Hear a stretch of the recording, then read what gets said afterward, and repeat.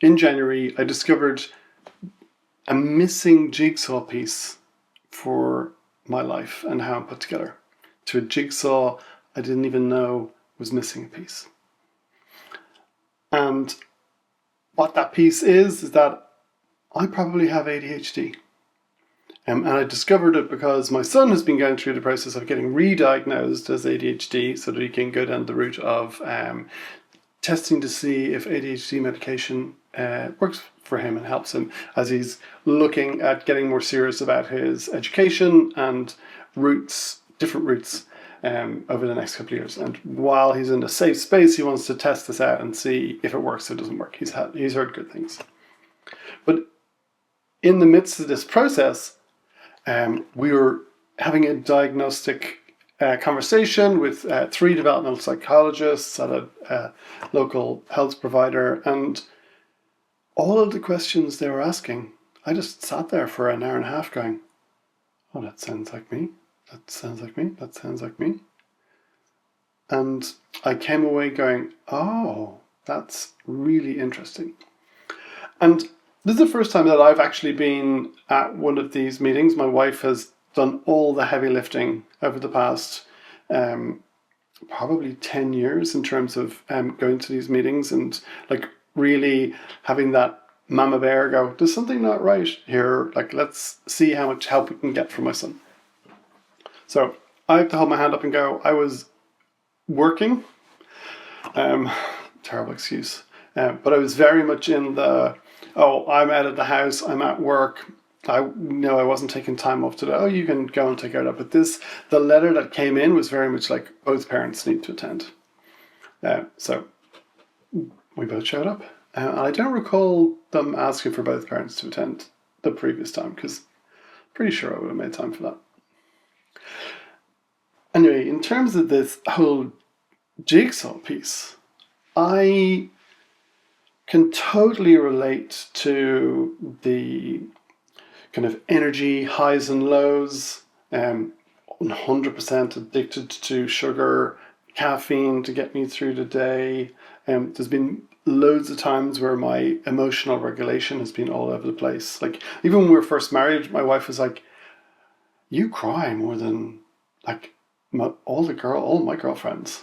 And this was like at movies or sad TV shows or whatever it was. And of course, over the years, I've had multiple jobs, multiple careers, multiple different avenues and side quests I've gone down. I have kind of gotten started on lots of different kind of creative endeavors, whether that's music making, DJing, photography, videography, and things that I pick up and go really deep really quickly and find them, can quickly get into it and also can really focus on things. And when I find that focus, I find an energy, and then I kind of find a way of exploring the world through that lens until I get bored and I kind of fall off the wagon and I'm left with the whole pile of gear lying around waiting to get used. And then I don't want to sell it off because part of it was an identity for me. And just, I'm looking down, I wrote a load of notes here, so I'm just kind of digging into that. Would definitely say that I'm prone to going down rabbit holes, and also that real sense of time blindness that they talk about, that I could easily kind of get in that flow state and time could disappear, or I could get completely distracted from the topic that I'm doing and have 3 or 4 hours disappear, and the thing that I was meant to be doing didn't get done. And then the flip side of that is, because it's a kind of frontal cortex executive function misalignment, that I really do better when I'm under a time crunch, because I get to a place where I'm gonna mess it up, or I'm gonna get distracted. If I've got loads of time to do something, that's the worst thing for me. But if I have the energy and anticipation, the stimulus, the dopamine of going, oh, it's got to be done today, right, better get on with it, better start. And also I have a whole list of things to do, like things around the house, things that I said I'd start, things that I'd, build, things that I'd take on and are not done. And it's a regular point of frustration in my relationship with my wife. And just understanding a little bit more about that's how I'm put together is not like an excuse that I have, but it's very much an answer to going, oh, okay. Because now I know that there's ways to build around it. Also think it probably explains why I'm so into people pleasing and video games, and like my mother was always commenting on my jittery, restless leg would be bouncing up and down. I'd be wanting to move, or I'd be up in the middle of the night making Lego from a small child. And I still am. Like last night I was up from 2 till 5 and I went back to bed. So the sleep thing.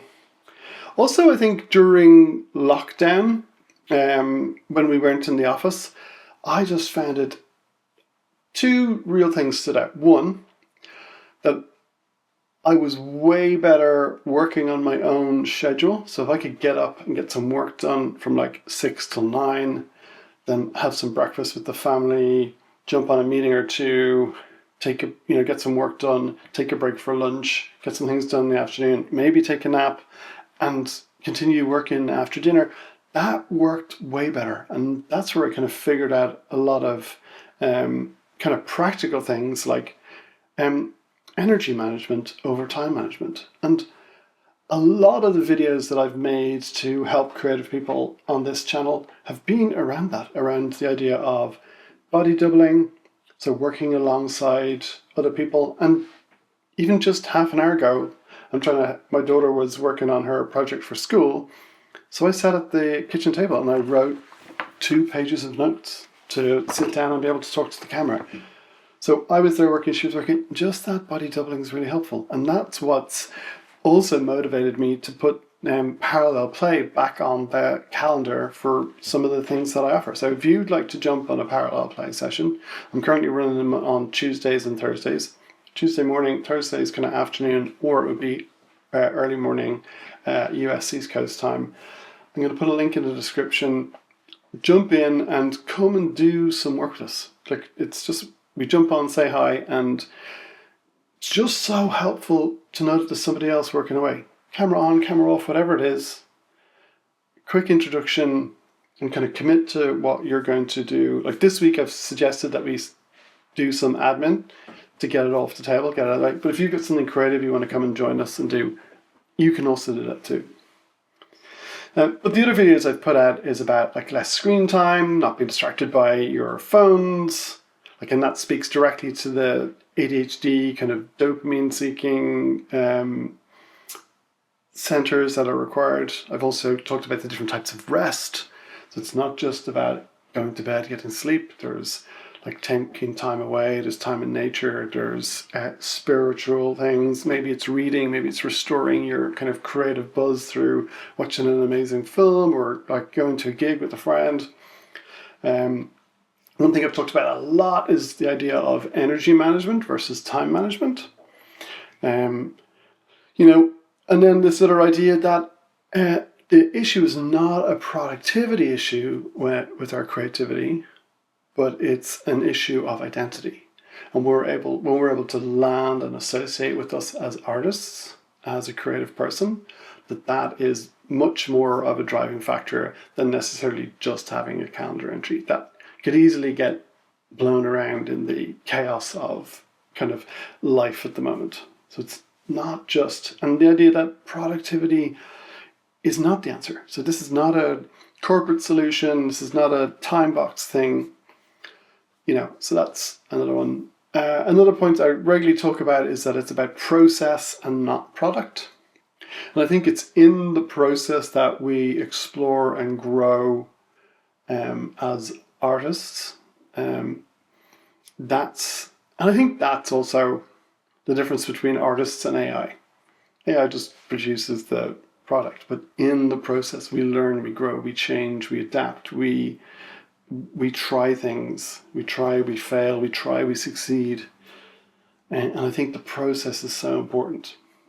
And then also that idea of like building that finisher muscle, like building that identity of somebody who does finish things. And I say that as somebody who struggles with that because I am a constant starter like that.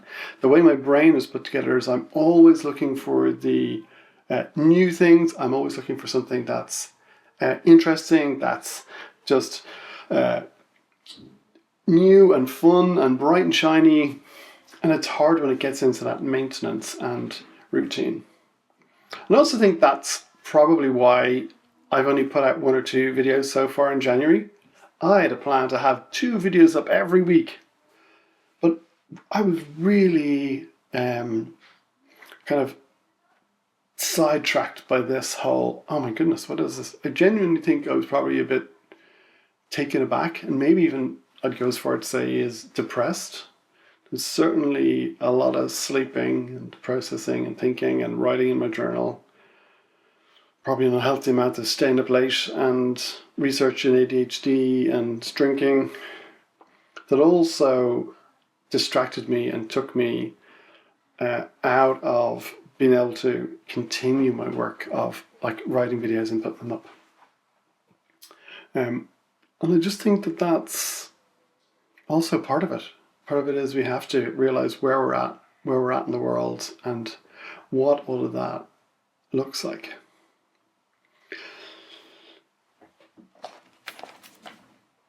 I don't have a diagnosis at the moment. I just have done a number of online tests that all indicate that I should speak to a clinician about an official diagnosis. Thankfully, at the moment, I'm working for myself. So, like, my CEO or HR department doesn't need a note from me to say I need these different adaptations for my work life. I'm just able to build them into how I work.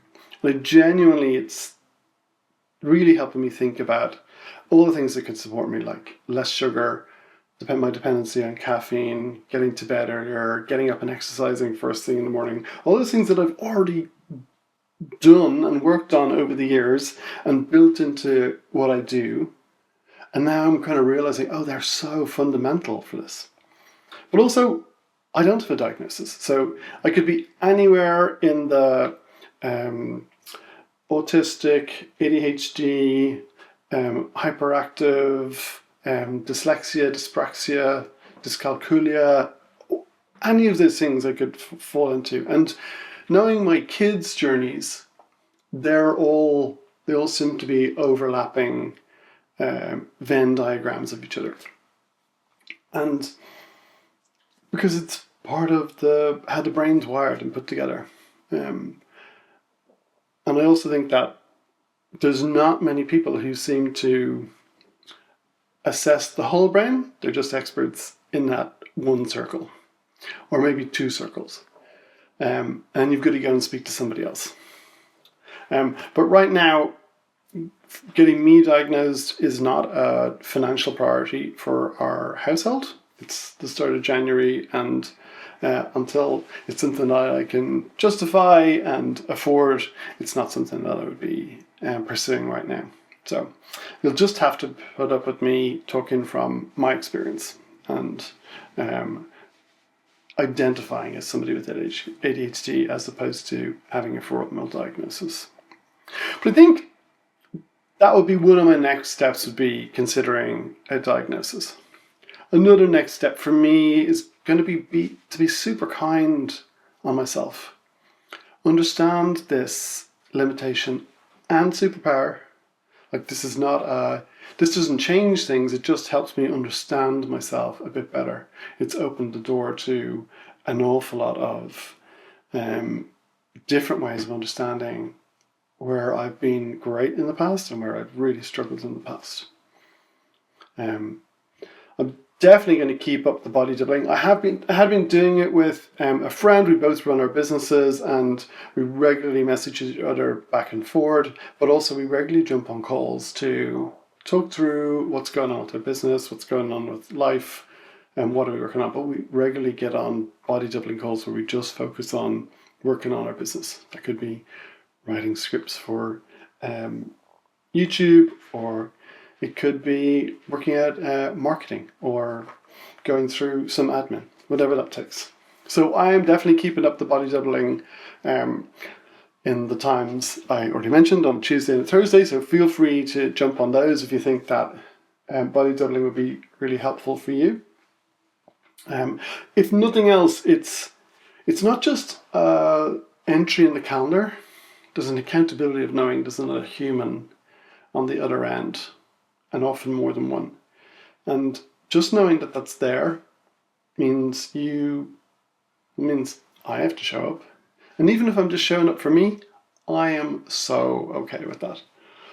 But the joy of having people jump on and work on their art, write for themselves or for the business, work on video games, work on their music, whatever that is, it's such a wonderful experience to come together and like see that happening. So whatever you need to get done, like jump in and let's work on it. But also if you're feeling stuck in any way, I've also put together a creative assessment. There'll be a link for that down below, and it'll help you figure out where else you might be stuck in your creative journey.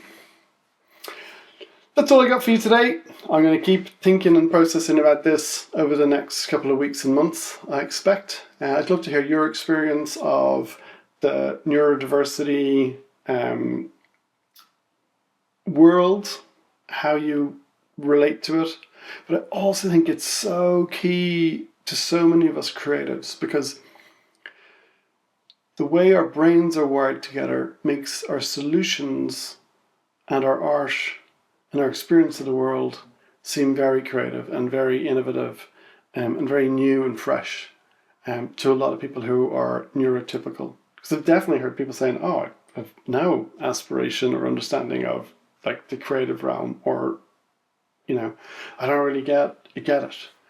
But now I'm starting to understand why I do get it so well, and how that's enabled me to empower and help other people around me, because I've unconsciously, unwittingly been trying and using solutions that have helped me and have helped others.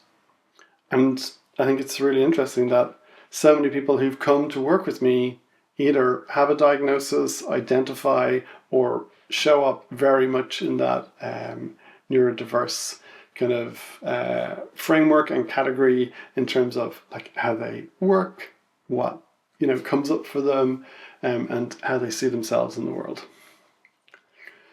Okay, that's genuinely it for now. YouTube will recommend another video here, and hopefully that will be helpful for you to explore more of your creative journey. And until I see you next time, be kind to yourself, to all those around you, and don't forget to stay creative. Okay, bye.